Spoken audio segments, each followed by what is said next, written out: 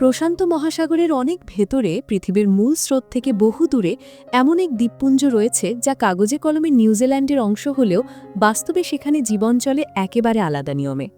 মোট 10টা দ্বীপের মধ্যে মাত্র 2টিতে মানুষের বসবাস, আর বাকি দ্বীপগুলো আজও প্রায় নিঃশব্দ ও নিঃসঙ্গ।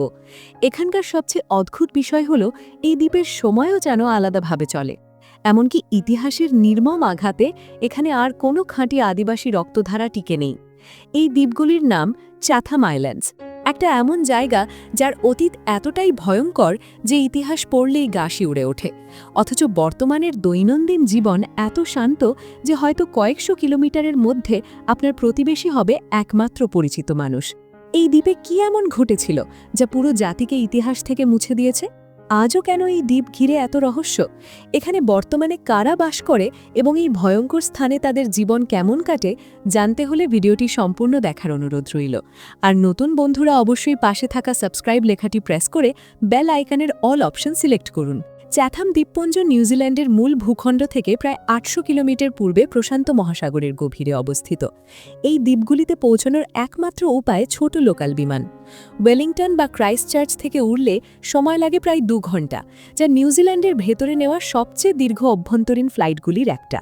এখানকার আবহাওয়া বেশ রুক্ষ, প্রায় সারা বছরই বাতাস, বৃষ্টি আর ঠান্ডা লেগেই থাকে। তাপমাত্রা খুবই কমে 20 ডিগ্রি সেলসিয়াসের ওপরে ওঠে, আবার শূন্যের নিচে নামাও প্রায় হয় না। তুষারপাত এতটাই বিরল যে কয়েক দশকে একবার মাত্র দেখা যায়। মোট 10টা দ্বীপের মধ্যে মাত্র 2টিতে স্থায়ীভাবে মানুষ বাস করে, যার মধ্যে একটি দ্বীপের লোকসংখ্যা মাত্র 40 জনের মতো। প্রধান দ্বীপটির নামই চ্যাথাম আইল্যান্ড, যার আয়তন প্রায় 960 কিলোমিটার বর্গ। চারিদিকে এতটাই ফাঁকা যে অনেক সময় কয়েকশো কিলোমিটারের মধ্যে আপনার প্রতিবেশী হতে পারে মাত্র একজন মানুষ। এই দ্বীপের আরেকটা অদ্ভুত দিক হল এখানকার সময়। চ্যাথাম আইল্যান্ডের সময় চলে নিউজিল্যান্ডের মূল ভূখণ্ডের চেয়ে 45 মিনিটে গিয়ে। আমরা সাধারণত 1 ঘন্টা করে টাইম জোন বদলাতে অভ্যস্ত, কিন্তু পৃথিবীতে মাত্র 3টা জায়গায় 45 মিনিটের আলাদা টাইম জোন আছে: চ্যাথাম আইল্যান্ড, নেপাল এবং অস্ট্রেলিয়ার কিছু দূরবর্তী এলাকা। এই দ্বীপগুলির ইতিহাসও ঠিক ততটাই অস্বাভাবিক। এখানে প্রথম বসতি শুরু করেছিল মরিওরি নামে এক শান্তিপ্রিয় আদিবাসী জনগোষ্ঠী। তারা নিউজিল্যান্ডের মূল দ্বীপ থেকে নয়, বরং পূর্ব পলিনেশিয়া অঞ্চল থেকে এসে এখানে বসতি গড়ে তুলেছিল। দ্বীপে এসে তারা এমন এক প্রকৃতি দেখতে পায় যা ছিল বর্ণিল প্রাণে ভরা। অগণিত বাসাবাঁধা পাখি, পায়রা, তোতা, অ্যালবাট্রস, রাজহাঁস, সিল আর সমুদ্রে প্রচুর মাছ। চারিদিকে বন, ঝোপঝাড় আর জলাভূমির মিশ্র পরিবেশ। কিন্তু এখানকার ঠান্ডা আর জলবায়ুর কারণে তারা নিজেদের পরিচিত বেশিরভাগ ফসল ফলাতে পারত না। তাই তাদের বেঁচে থাকা পুরোপুরি নির্ভর করত পাখি আর সামুদ্রিক প্রাণীদের ওপর। আর এই সম্পদ যে চিরদিন থাকবে না সেটা তারা আগে থেকেই বুঝেছিল। তাই প্রকৃতি ধ্বংস না করেই তারা নিজেরাই কঠোর নিয়ম তৈরি করে। স্ত্রী শিকার আর তাদের শাবক শিকার সম্পূর্ণ নিষিদ্ধ করে দেওয়া হয়। সামুদ্রিক পাখির ডিম আর ছানা নেওয়া যেত শুধু নির্দিষ্ট মৌসুমে, তাও খুব সীমিত সংখ্যায়। এমনকি তারা নিজেদের জনসংখ্যাও নিয়ন্ত্রণ করত। আজকের দৃষ্টিতে কিছু পদ্ধতি নিঃসন্দেহে কঠোর আর নিষ্ঠুর মনে হতে পারে, কিন্তু তাদের উদ্দেশ্য একটাই ছিল: দ্বীপের সীমিত সম্পদের সাথে সামঞ্জস্য রেখে টিকে থাকা।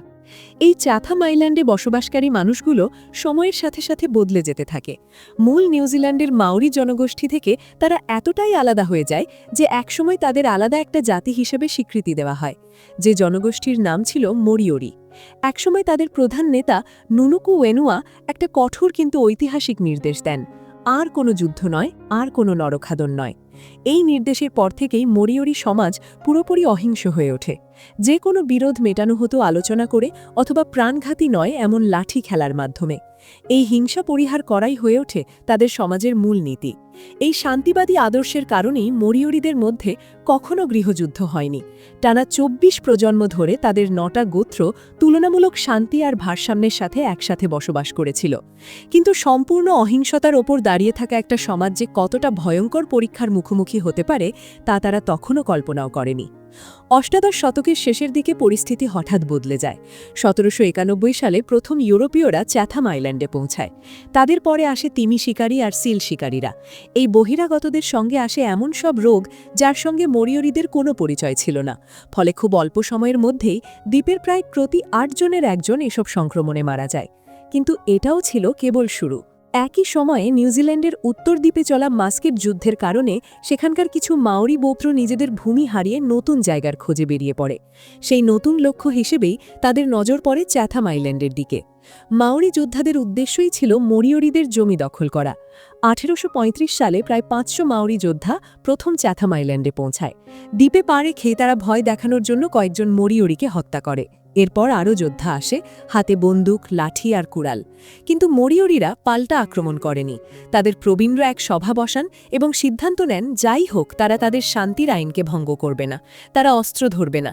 বাস্তবে এই সিদ্ধান্তের অর্থ ছিল তারা নিজেদের জীবন তুলে দিয়েছিল এমন যোদ্ধাদের হাতে যারা সমস্যার সমাধান হিসেবে হত্যা করাকে সম্পূর্ণ স্বাভাবিক মনে করত। 19বিংশ শতাব্দীর প্রথমার্ধে মাওরি দখলদাররা দ্বীপের জমি নিজেদের মধ্যে ভাগ করে নেয়।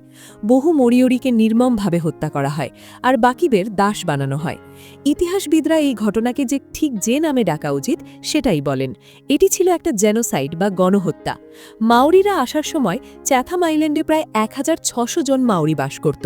মাত্র 30 দশকের মধ্যেই সেই সংখ্যা প্রায় 16 গুণ কমে যায়।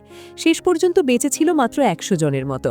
1933 সালে মরিওরি বংশের শেষ বংশধরেরও মৃত্যু হয়, আর তার স্মৃতিতে অনেক পরে 1980-র দশকের শেষের দিকে একটা স্মৃতিমণ্ডপ তৈরি করা হয়। ভাগ্যক্রমে দ্বীপপুঞ্জের সেই ভয়ঙ্কর দিনগুলো এখন ইতিহাস।